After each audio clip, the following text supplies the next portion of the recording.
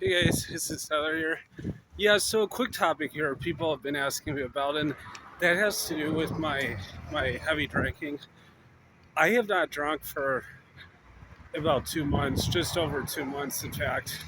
When I got back from when I got back from Mexico, right before Thanksgiving, it was like that morning that I left my flight, or the afternoon. It was a Monday or Tuesday. That was the last day I drank. So that's just so everyone knows that. Yeah, it's been like a couple months, and it's probably not as visible now because it's a little colder out. But you'd probably see it more in my face if it was.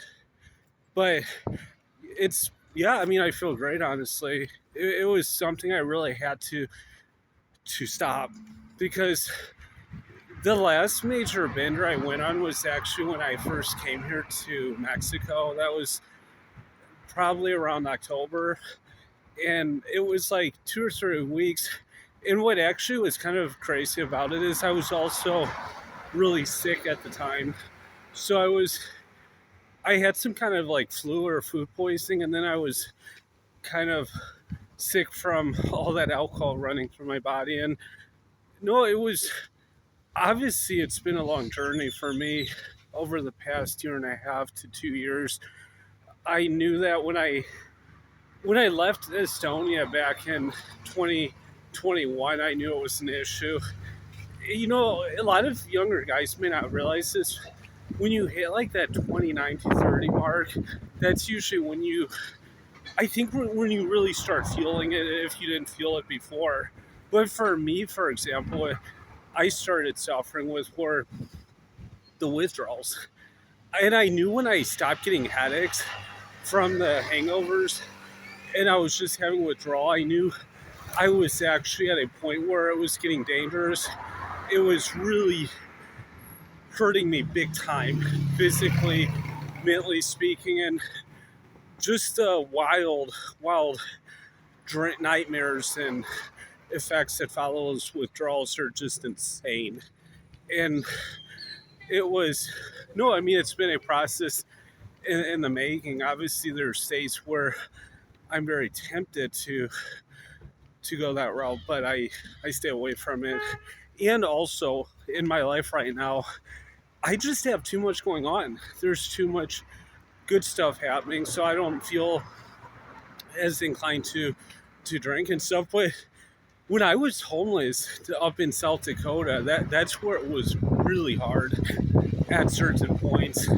And just remember this: in most of those facilities, at least the more strict ones, it's zero tolerance with that stuff. So even if you were drinking before and then you came in, they would still not permit you in if they knew it.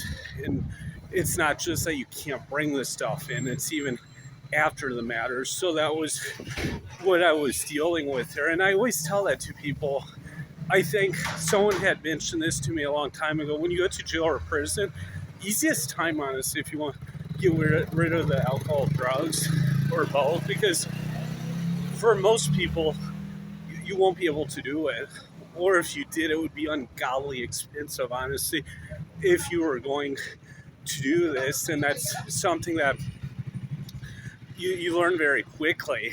Like, there's no getting around this. Like I said before, it was like life and death. It was like minus 20, minus 30 below zero back a few weeks ago in South Dakota. So I was in a situation where that was enough.